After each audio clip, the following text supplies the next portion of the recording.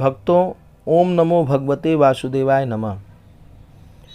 चैत्र माह की अमावस्या को हमारे भारतीय संवत की अंतिम तिथि होती है। अगली प्रतिपदा को हमारा नया संवत प्रारंभ हो जाता है।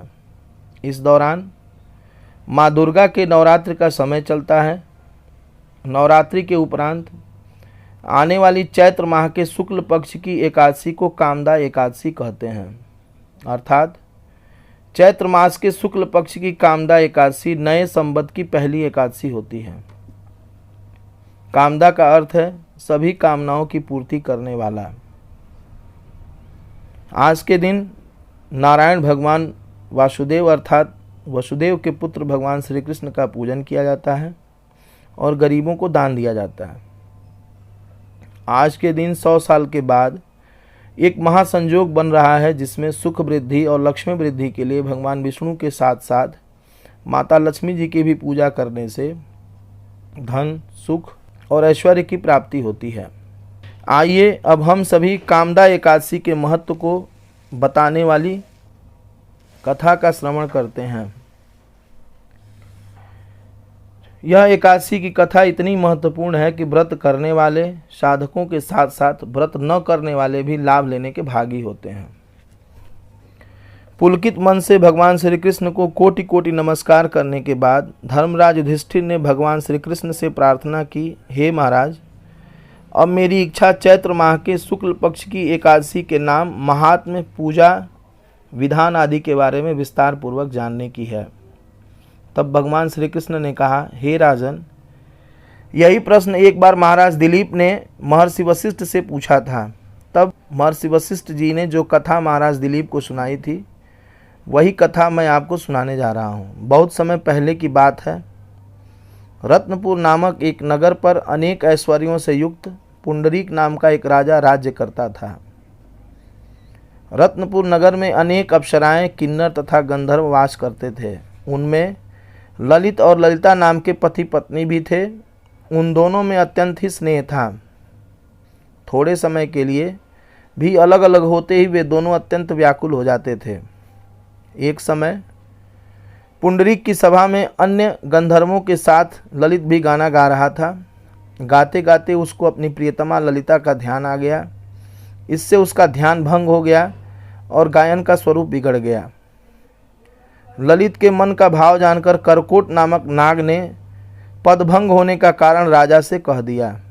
तब पुंडरीक ने क्रोधपूर्वक कहा कि तू मेरे सामने गाता हुआ अपनी स्त्री का स्मरण कर रहा है, अतः तू कच्चा मांस और मनुष्यों को खाने वाला राक्षस बनकर अपने किए कर्म का फल भोग। पुंडरीक के श्राप से ललित उसी समय विकराल राक्षस बन गया। उसका मुख अत्यंत ही भयंकर, नेत्र सूर्य और चंद्रमा की तरह प्रदीप्त तथा मुख से अग्नि निकलने लगी। सिर के बाल पर्वत पर खड़े वृक्षों के समान तथा भुजाएं अत्यंत लंबी हो गईं। इस प्रकार उसका शरीर 8 योजन लंबा हो गया। राक्षस बनकर वह अनेक प्रकार के दुख भोगते हुए जंगलों में भटकने लगा। अब तो उसकी स्त्री ललिता भी अत्यंत दुखी होकर उसके पीछे पीछे भटकती रहती और तरह तरह से विलाप करती रहती। वह अपने पति के उद्धार का उपाय भी सोचती रहती थी। एक दिन ललिता अपने पति के पीछे पीछे चलते हुए विंध्याचल पर्वत पर श्रृंगी ऋषि के आश्रम तक पहुंच गई।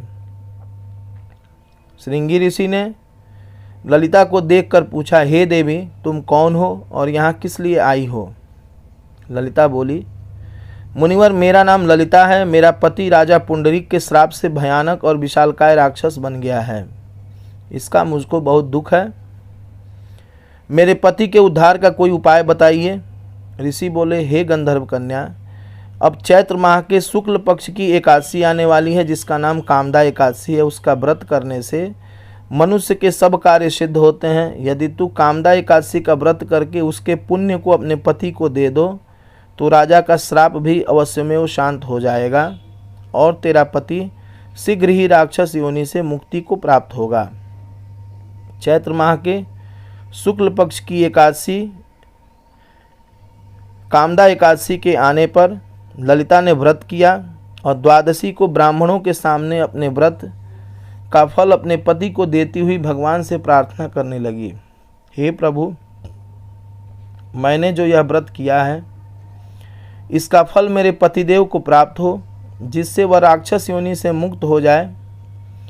एकादशी का फल देते ही उसका पति राक्षस योनि से मुक्त होकर अपने पुराने स्वरूप को प्राप्त हुआ और अनेक सुंदर वस्त्राभूषणों से युक्त होकर ललिता के साथ विहार करने लगा।